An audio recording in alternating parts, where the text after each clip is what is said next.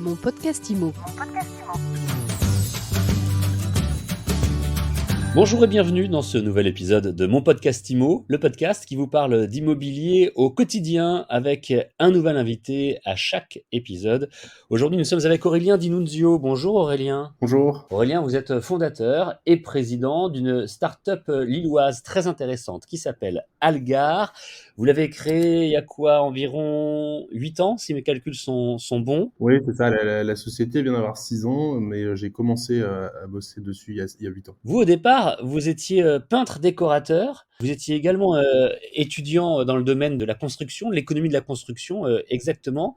Et votre idée avec Algar, c'était de permettre aux habitants de réaliser des projets sans souci finalement de prendre un petit peu leur projet de A à Z. Exactement, alors j'ai commencé dans le bâtiment et ensuite j'ai fait des études dans le monde du bâtiment, donc ça m'a amené progressivement à créer Algar, tout simplement parce que je me suis aperçu que les démarches administratives et les permis de construire, c'était vraiment un enfer pour les gens. Ouais. Et j'ai voulu j'ai voulu créer une solution et proposer un service en ligne avec une expérience client totalement inédite pour simplifier totalement ce parcours et venir en aide aux gens qui veulent réaliser des projets pour que ça soit plus un obstacle et qu'ils puissent se concentrer sur leur projet. Et alors, en quelques mots, c'est quoi cette solution? Parce que vous prenez tout en charge, on le comprend bien, hein, l'analyse des règlements d'urbanisme, la constitution du dossier, les rapports avec la mairie. Bon, mais en même temps, c'est chronophage aussi bien pour vous que pour vos clients. Donc, quelles sont les méthodes que vous avez pu mettre en place pour que cela soit à la fois rentable pour vous et pas trop onéreux pour vos clients? Ouais, alors on a mis en place vraiment une méthode. Enfin, en fait, il y a beaucoup de process. Un permis de construire, c'est quelque chose qui est compliqué. Il faut faire des plans, c'est des pièces graphiques.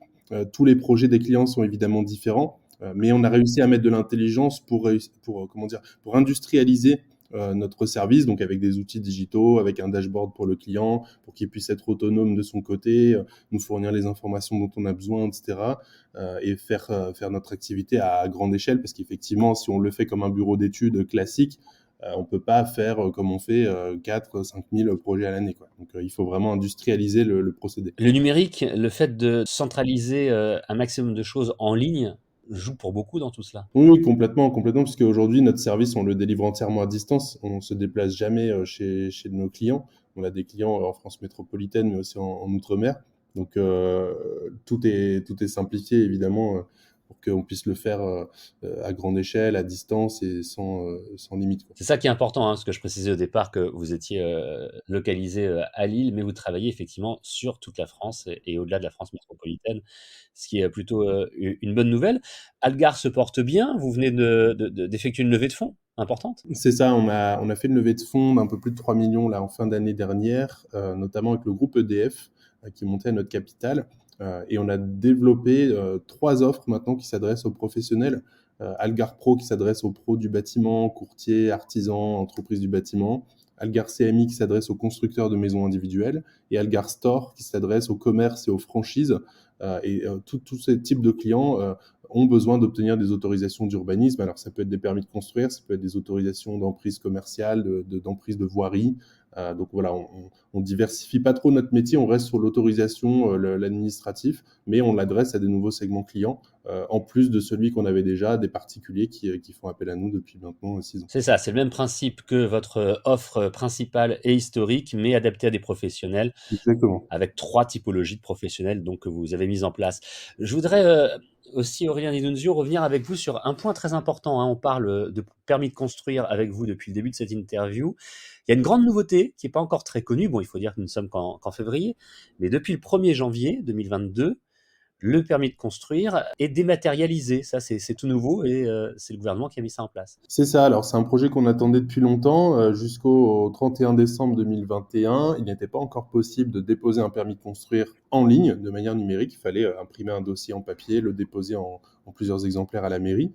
Donc nous, c'était entre 500 et 600 kilos de papier qu'on envoie chaque mois dans les mairies de France. Ah oui. Euh, voilà, donc aujourd'hui, c'est matérialisé. C'est un projet qui est très compliqué, qu'on a suivi de près avec le gouvernement, avec le ministère. On a été consulté aussi pour donner notre avis. Alors malheureusement, tout n'est pas parfait et de loin. Aujourd'hui, la Constitution ne permet pas à l'État de proposer un seul service de dépôt en ligne à toutes les mairies. Ce qui fait qu'aujourd'hui, il y a 36 000 communes et il y a 36 000 guichets numériques proposés par plusieurs éditeurs de logiciels. avec des expériences clients plus ou moins bien, pour être gentil. Donc, on leur jette pas la pierre parce que c'est un projet très compliqué. Dématérialiser le permis de construire, c'est pas une simple démarche administrative. Ça implique plein d'acteurs de la chaîne d'instruction, plein de choses différentes. Mais bon, voilà, ça reste quand même encore assez compliqué. Maintenant, ça simplifie que la courroie de transmission. Il faut quand même monter un dossier, créer des plans, analyser l'urbanisme, donc ça change rien. Nous, c'est plutôt un atout puisque déposer des dossiers en papier, bon, bah, c'est chronophage, c'est coûteux, c'est pas très eco-friendly. Non, Donc, surtout pas. on est ravis que ça aille dans ce sens-là. Maintenant, il y a encore un peu de travail. Ça coûte cher de faire appel à Algar? Non, alors ça dépend. On a plusieurs, comment dire, on a plusieurs forfaits en fonction du type de projet qu'on va faire. En moyenne, il faut compter à peu près 1 000 euros pour les particuliers. Nos clients peuvent payer en 2, 3, 4 ou 10 fois, en plus sans frais. Donc, c'est vraiment un investissement minime pour être tranquille et voir son projet voir le jour. Les gens nous disent, moi, je suis passé par Algar, mais c'était la délivrance, quoi. C'est pas simplement un permis de construire, c'est un sujet qui est extrêmement anxiogène pour les gens. Avant même d'avoir commencé leurs travaux, ils sont déjà parfois un petit peu au bout du rouleau, quoi. En tout cas, c'est une belle start-up qui, en plus, existe depuis pas mal d'années, ce qui prouve là aussi sa qualité et sa réussite. On était ravis que vous nous la présentiez aujourd'hui, Aurélien Di Nunzio. Algar, qui intervient, on l'a dit, sur toute la France métropolitaine et outre-mer, et qui est basé à Lille. C'est intéressant de le rappeler, à Euratechnologies, il faut le dire, parce qu'on ne sait pas toujours, c'est le plus grand pôle d'excellence en technologie en Europe, hein. C'est ça. Merci encore une fois d'avoir répondu aux Merci questions de mon beaucoup. podcast IMO, un podcast que vous retrouvez tous les jours sur toutes les applications de podcast et évidemment également sur le site mysweetimo.com. Mon podcast IMO.